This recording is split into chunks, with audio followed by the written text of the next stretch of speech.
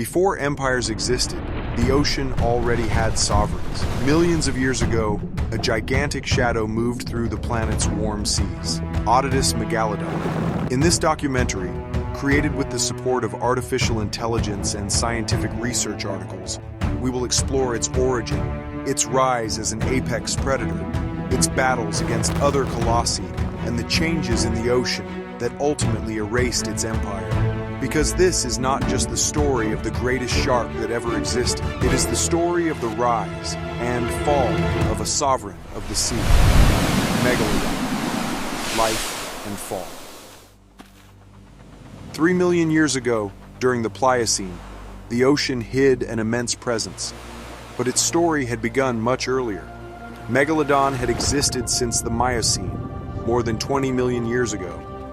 Their young, which were born very large, grew up in shallow coastal waters in many places around the world, such as the United States, Panama, Chile, and Mexico. These areas functioned as natural nurseries, where juveniles could develop with relative protection before venturing into the open sea.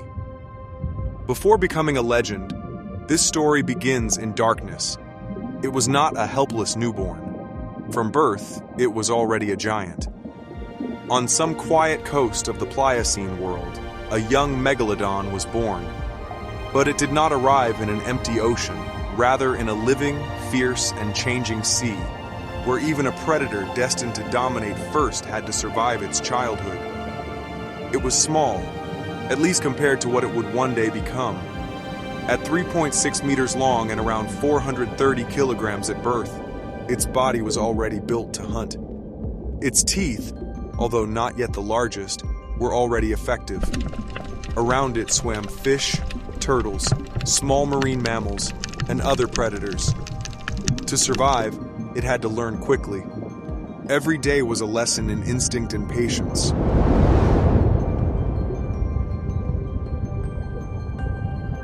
Thanks to discoveries and studies of the Gatun Formation, a fossil-rich Neogene area located in the Isthmus of Panama, we can better understand the birth and juvenile stages of Megalodon. During its early years, that young shark moved through warm coasts, shallow bays, and nursery areas, key spaces for young sharks. Those shallow waters offered more food and some protection from larger predators. There, it did not yet dominate. It watched, chased small prey, failed, and tried again. With every current and every movement in the water, its senses sharpened. In that world, survival depended on learning fast. Year after year it grew, and at barely 10 years old, Otodus Megalodon was still a juvenile, even at 7 meters in length and close to 2 tons in weight. For a long time, because of its great resemblance, it was believed to be the direct ancestor of the great white shark. But the reality is different. It belonged to a separate extinct family, the Otodontidae. Even so, under the filtered light of the ocean, its silhouette already moved with imposing calm, like an ancient force that had not yet reached its final form, but already carried within it the promise of dominion. By the age of 25, its body had changed into a machine of pure power. At 9 meters long, its size surpassed that of any modern carnivorous shark. Its jaw became capable of tearing flesh, breaking bone, and ripping away large pieces of tissue in a single charge. Sometimes, from the blue gloom, it spotted groups of Allodesmus resting near the coast. Heavy bodies, alert, difficult to surprise. Then it sank silently, calculating the angle, waiting for the exact moment. It did not always attack. Sometimes it only studied. Other times, it launched itself with violence, raising foam and panic among the colony. Many escaped, but not all. And in every charge, in every mistake, in every failed or successful bite, it learned a lesson that brought it closer to the predator it was destined to become. Although it was already enormous, much of its juvenile life took place near shallow waters. But now it was large enough to enter the open sea and face the greater predators that still dominated those waters. An animal like that needed colossal amounts of energy, and that is why its targets were the great bodies of the sea, primitive whales, medium-sized cetaceans, and other marine mammals. Imagine it. A young Megalodon, already enormous but still far from its maximum size, detects prey in the open ocean. A cetatherium has separated from the group. Below, in the blue gloom, that shark rises with the precision of a living weapon. There is no warning, only a brutal ascent from the depths, a charge, a heavy impact, and then blood spreading through the water like a red cloud. The prey falls. The young hunter has won its meal. But then, before it can claim it completely, another shadow appears in the distance. It is not a shark. It is not a helpless whale. It is another predator, a leviathan, an ancestor of today's great sperm whale, armed with enormous teeth and a force capable of turning the ocean into a battlefield. It approaches, drawn by the blood, by the vibration of the recent struggle, by the opportunity to steal prey. The young Megalodon does not move away. It circles the body. It displays its jaw. The Leviathan responds, and for a few moments, two giants of the Miocene face each other over the same death. Although it measured almost the same as its rival, the Leviathan weighed more because of its robust, dense, and bulky body, more similar to that of a sperm whale than to the hydrodynamic profile of a shark. The Megalodon charges with power, trying to cut. The Leviathan strikes with its mass, attempts to bite, push, and impose itself. The water churns violently, but the shark is still young. It is not yet the ultimate colossus it will become. And this time, the Leviathan manages to prevail. With strength, with size, with brutality, the young Megalodon moves away. Alive, wounded, but alive. And in that immense ocean, it learns a silent lesson. Even the great can lose. It must have hunted many times, not like an irrational monster, but like an expert predator, precise and incapable of wasting energy. A mistake could cost it a huge prey, and a chase that lasted too long meant losing valuable strength. That is why every attack had to be devastating. Over the years, that individual reached a tremendous size, and that was no coincidence. Studies on Otodus Megalodon suggest that females grew larger than males and lived longer. So we were not seeing a king of the ocean.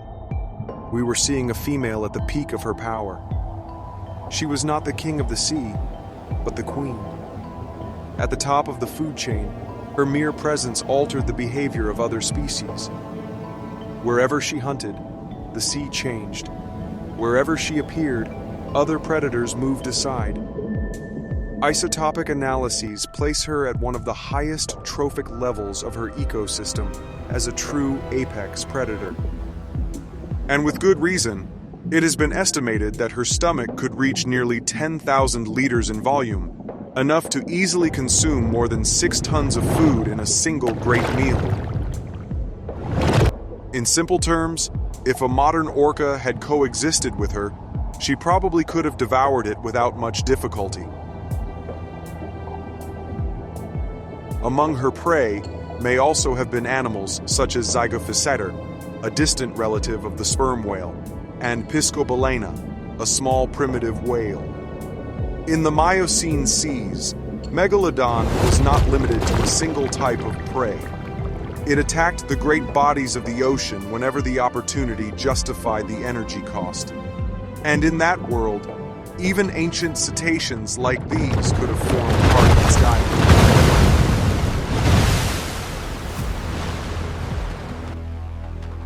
She crossed open seas.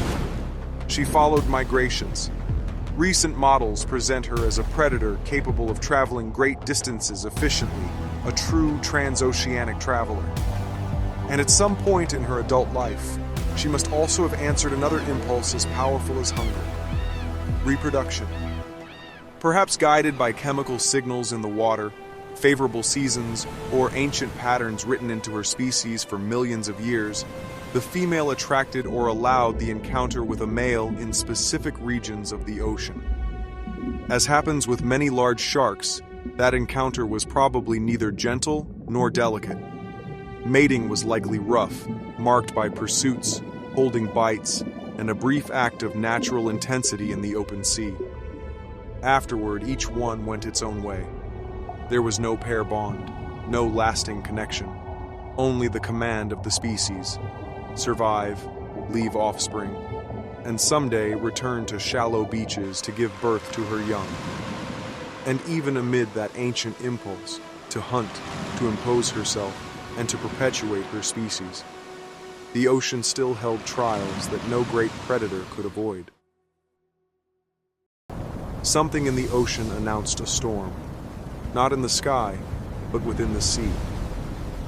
A strange pressure in the water, a deep vibration that her lateral line could detect from a distance. Just as great sharks detect enormous bodies through their movements, their pulses, and even the chemical trail they leave in the ocean. And so she probably sensed it before seeing it. The old Leviathan was near, because living was not only about growing or imposing herself over prey, but about resisting the presence of other colossal shadows capable of disputing food and even dominion itself. They had met before.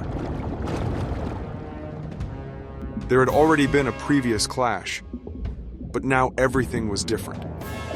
Otodus Megalodon, at 23 meters and 70 tons, was no longer the young female of another time, but a female at the height of her power. Before her stood a fearsome rival, although it had reached its maximum size decades earlier. The scene seemed to repeat itself. A great prey, blood spreading through the water, and two giants approaching the same destiny. The Megalodon arrived with serrated teeth, made for cutting. The Leviathan, with conical teeth and a mass designed to impose itself through force. There is no direct evidence of such a confrontation, but in the warm and productive seas where both coincided, competition for food was entirely possible. The Megalodon was not only a giant of the ocean, it may have had the strongest bite force in known history. According to scientific estimates, its jaws could reach 182,000 newtons of force.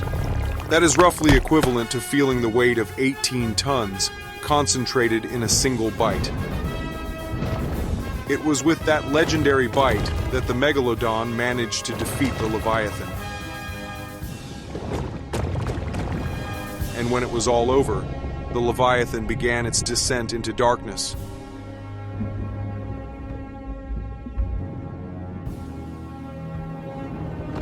The Megalodon remained above, immense, motionless, indisputable. The young shark that had once known challenge had disappeared. In her place remained the absolute queen.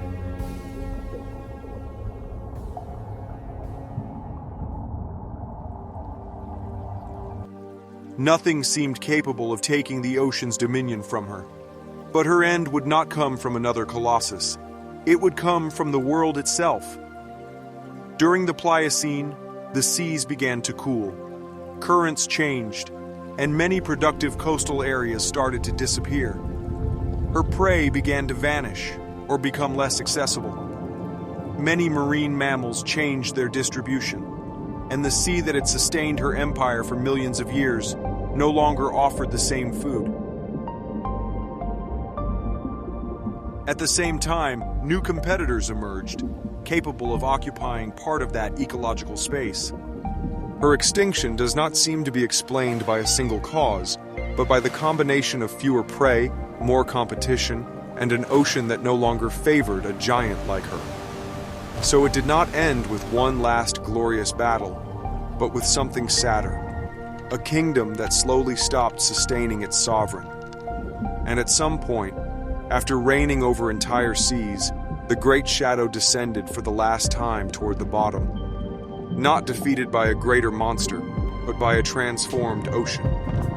There, in the darkness where her story had once begun, she also found her end. And although her body was lost forever to time, her teeth remained embedded in stone as proof that this colossus was real. Today, millions of years later, those fossils continue to emerge from the earth and the sea as the last fragments of a fallen queen and the sharp echo of an empire that once dominated the world.